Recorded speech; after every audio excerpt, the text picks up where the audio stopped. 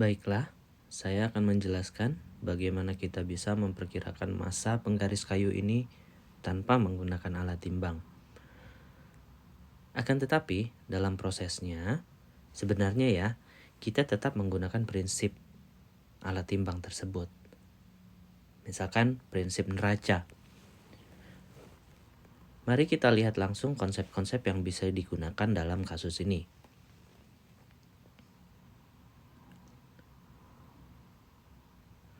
Konsep yang pertama yaitu momen gaya, ya. Karena saat berbicara tentang neraca, dinamika rotasi pasti terjadi. Saat neraca diberi beban, maka lengan neraca akan bergerak. Seperti kita ketahui, momen gaya atau torsi itu dapat didefinisikan sebagai gaya pada sumbu putar yang dapat menyebabkan benda bergerak, melingkar, atau berputar. Bagi pecinta otomotif, tentu tidak asing dengan istilah torsi. Karena dalam mesin ada piston yang bekerja dengan konsep momen gaya. Torsi pada kendaraan berkaitan dengan akselerasi. Karena jelas ya, dari rumusnya saja kita ingat. F sama dengan M dikali A.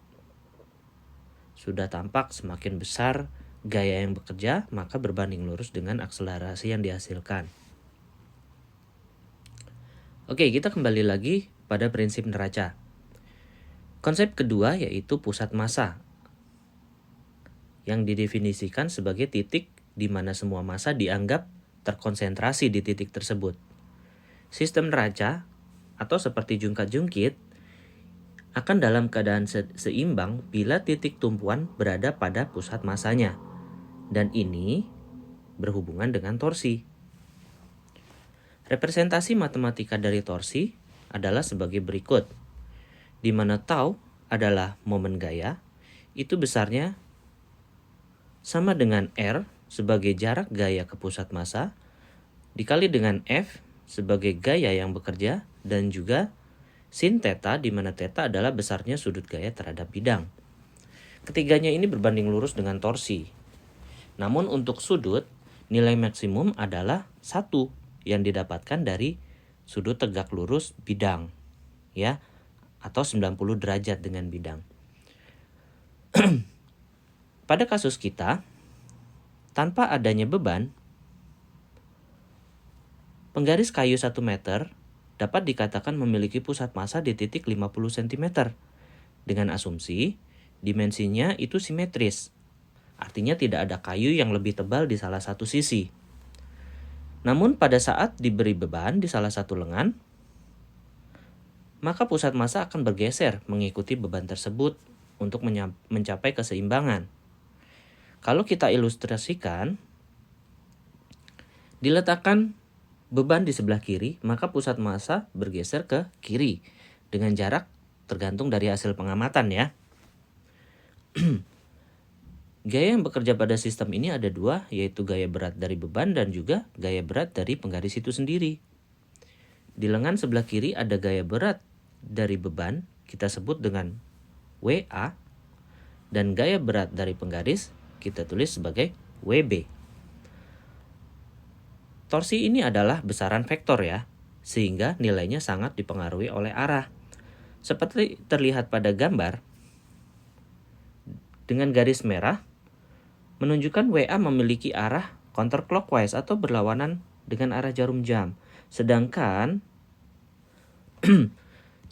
untuk WB yaitu clockwise ya, searah dengan arah jarum jam. Sehingga bisa dikatakan kedua gaya ini bekerja berlawanan arah. Sehingga torsi yang bekerja pada sistem adalah torsi A sama dengan torsi B. Oke. Untuk sudutnya kita bisa lihat theta sama dengan 90. Maka hasil dari sin theta nanti akan sama dengan 1. Saya berikan contohnya pada perhitungan. Tadi telah disebutkan bahwa pergeseran pusat massa itu tergantung dari hasil pengamatan. Namun ini sebagai contoh, misalkan beban 10 gram saya letakkan di titik 5 cm, itu akan menghasilkan pusat massa baru yaitu di titik 45 cm. Artinya, RA sama dengan 40 cm dan RB adalah 5 cm. Yaitu jarak dari pusat massa penggaris pada mulanya ke pusat massa baru setelah ditambahkan beban. Kita masukkan nilai-nilainya pada persamaan berikut. RA dikali FA dikali sin theta sama dengan RB dikali FB dikali sin theta.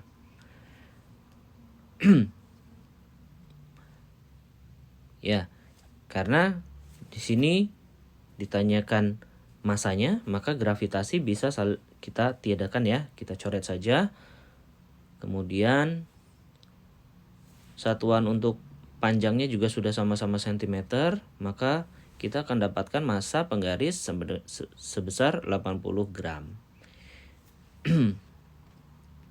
Kalian coba perhitungan ini untuk hasil pengamatan kalian. Hasil ini tentu memiliki error setelah dibandingkan dengan hasil pengukuran menggunakan alat timbang. Penyebabnya diantaranya karena 1. Sebaran massa penggaris kayu itu sendiri. Pada kenyataannya mungkin ada penggaris kayu yang lebih tebal di salah satu bagiannya, sehingga sebarannya tidak merata. Sehingga posisi pusat massanya tidak tepat di 50 cm. Oke. Kalau mau seperti itu artinya penentuan RB itu sangat bergantung pada pusat massa penggaris sebelum ada beban. Ya, itu sebagai kalibrasi. Kemudian yang kedua, pengamatan akan kondisi seimbang akan mempengaruhi pusat massa penggaris dan beban. Jadi mungkin ada yang melakukan pengamatannya benar-benar balance sekali, seimbang antara kanan dan kiri lurus gitu. Tapi untuk mencapai titik tersebut sangat sulit didapatkan, maka kadang mungkin sedikit bergeser. Ya. Kira-kira seberapa besar sih deviasi pengukuran kalian? Oh ya, kalian bisa lakukan pengulangan dengan meletakkan beban di titik yang sama ataupun divariasikan. Misalnya, meletakkan beban di titik 10 cm, 15 cm, 20 cm. Sehingga nanti akan didapatkan perubahan RA dan RB-nya. Ya. Oke. Kasus kedua,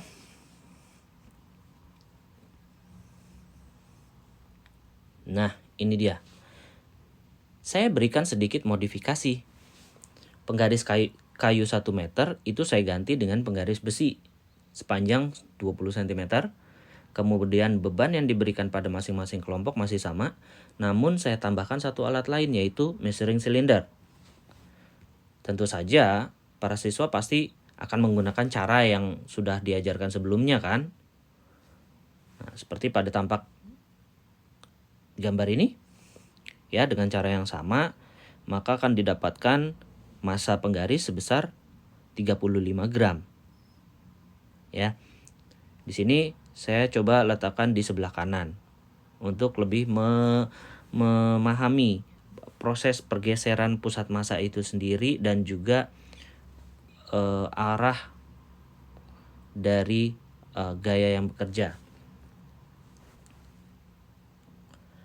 Namun pastinya mereka akan bertanya, sebenarnya untuk apa ini measuring cylinder gitu. Ada yang tahu jawabannya? Oke, cara yang lain adalah dengan menggunakan konsep massa jenis. Ya, kita coba bandingkan cara pertama dengan konsep massa jenis. Tentu saja asumsinya ya, penggaris besi yang digunakan itu 100% besi. Ya, massa jenis adalah besarnya massa suatu benda per satuan volumenya. Kita bisa dapatkan massa jenis dari besi by googling. Kita dapatkan 7,87 gram per cm kubik. Sekarang tinggal kita cari volumenya. Karena tidak disediakan jangka sorong ataupun mikrometer sekrup, tentu kita akan kesulitan mendapatkan ketebalan penggaris tersebut. Oleh karena itu, measuring cylinder dipakai dalam percobaan ini. Caranya bagaimana? Untuk mendapatkan volume, pertama kita tuangkan sejumlah air pada measuring cylinder tersebut, lalu kita catat volumenya, kemudian kita masukkan penggaris besi tersebut sehingga permukaan air akan meningkat. Perubahan volume ini itu menunjukkan volume dari penggaris besi tersebut. Karena 1 ml sama dengan 1 cm kubik, maka kita bisa langsung memasukkan ke dalam persamaan ini, yaitu massa penggaris sama dengan massa jenis penggaris dikalikan dengan volume penggaris.